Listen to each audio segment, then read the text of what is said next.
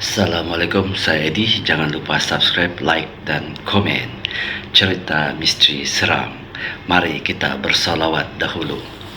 اللهم صل على محمد وعلى آل محمد كما صليت على إبراهيم وعلى آل إبراهيم وبارك على محمد وعلى آل محمد كما باركت على إبراهيم وعلى آل إبراهيم في العالمين إنك حميد مجيد.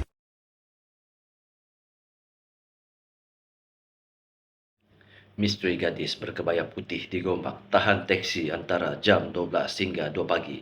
Minta dihantar ke kubur. Pernah tak alami perkara menyeramkan semasa menaiki teksi di tengah malam? Ini kisah yang pernah saya alami suatu ketika dahulu. Perkara ini berlaku kira-kira 13 tahun yang lalu. Tak silap saya sekitar 2008 ketika saya tinggal di Gombak, Selangor. Saya ingat lagi, malam itu malam Jumaat, saya tiba di hentian Pudu Raya, kira-kira 1.15 pagi selepas pulang bercuti dari kampung di Batu Pahat, Johor. Saya terus mendapatkan teksi untuk pulang ke rumah. Seorang lelaki tua memperkenalkan dirinya sebagai Pak Din, berusia 50-an, adalah pemandu teksi yang saya naiki. Dalam perjalanan menghantar saya pulang ke rumah yang terletak di Taman Koperasi Polis di Gombak, kami rancak berbual. Memang peramah Pak Cidin ni. Ada saja cerita yang dikongsikannya. Saya pun seronok juga melayannya. Ketika melalui Kampung Batu, Pak Din memperlahankan teksi apabila melihat seorang gadis berkebaya putih sedang melambai-lambai di hentian bas di hadapan sekolah agama. Pak Din meminta izin saya untuk mengambil penumpang tersebut. Lagipun rumah saya juga sudah tidak berapa jauh lagi. Saya mengangguk tanda setuju untuk Pak Din mengambil penumpang itu. Saya fikir lewat malam begitu susah hendak dapat teksi. Kesian pula pada gadis itu. Pak Din berhentikan teksinya dan gadis itu membuka pintu. Terus naik dan duduk di sebelah saya. Serentak itu, tiba-tiba seluruh ruangan udara dalam teksi bertukar menjadi harum. Baunya seakan-akan bunga-bungaan. Dada saya mula berdebar-debar. Rasa lain macam sebaik tercium haruman itu. Saya nak ke kubur, beritahu gadis tersebut pada Pak Din. Ke kubur, saya bertambah gelisah bila mendengar kata-kata gadis itu. Sudahlah terbit bau harum, sekarang nak ke kubur pula, pukul 2 pagi nak ke kubur. Biar betul gadis ni, fikir saya di dalam hati. Meremang seluruh bulu roma saya beranikan diri menoleh sedikit ke arah gadis itu dan melihat wajahnya dengan ekor mata sahaja. Gadis itu sungguh ayu dan lembut, cantik. Kulitnya putih mulus. Gadis itu mengenakan baju kebaya rona putih seperti persalinan wanita hendak bernikah. Rambutnya panjang tersisir rapi di sebalik selendang putihnya. Apabila menyadari saya memandangnya, gadis tersebut melemparkan senyuman. Saya tidak membalas kerana saya terlalu takut dengan kaki saya ikut menggigil. Teksi Pak Din terus meluncur laju, masing-masing terdiam seperti ada malaikat lalu. Jikalau tadi kami rancak berborak, tapi sekarang semua perbualan mati. Yang kedengaran hanyalah bunyi penghawa dingin Pak Din sahaja. Apabila menyadari kawasan kubur sudah semakin hampir, degupan jantung saya semakin kencang. Sesampainya di kawasan perkuburan Taman Koperasi Polis, Pak Din memberhentikan teksinya. Saya waktu itu hanya tunduk, tidak berani memandang keluar. Memang masa itu saya terlalu takut. Hati saya berkata-kata bahawa gadis di sebelah saya itu bukan manusia. Dah sampai dek RM RM5.30 sahaja, kata Pak Din. Gadis berkebaya putih itu menghulurkan sekeping duit RM RM10 kepada Pak Din.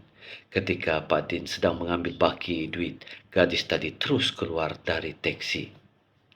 Saya tidak sanggup memandang gadis itu. Seluruh tubuh sudah menggigil ketakutan. Setahu saya, kawasan kubur itu tiada kediaman penempatan terdekat, kira-kira 300 meter dari situ. Saya tertanya-tanya mengapa gadis itu mahu berhenti di kawasan kubur. Kemana sebenarnya dia mahu pergi? Tak sempat Pak Din mahu mengulurkan duit baki. Saya terus memberitahu gadis tadi baru saja keluar dari teksi. Pak Din toleh memandang keluar, mencari kelibat gadis tadi. Heran, sekelip mata gadis berkebaya putih itu gaib dan hilang. Tak tunggu lama, Pak Din segera menekan minyak dan memecut laju teksinya. Sampai di kawasan rumah, saya terus membayar tambang dan berlari masuk ke dalam rumah. Malam itu saya tidur dalam keadaan ketakutan. Lebih kurang seminggu selepas peristiwa itu, saya ditemukan sekali lagi dengan Pak Din. Ketika itu saya sudah habis kerja shift malam dan ingin pulang ke rumah. Kebetulan teksi yang saya tahan dipandu oleh Pak Din. Dalam perjalanan itu, kami berborak tentang gadis berkebaya putih yang kami temui tempo hari. Kata Pak Din, dia sendiri turut berasa aneh. Selepas peristiwa tersebut, rezeki Pak Din melimpah ruah.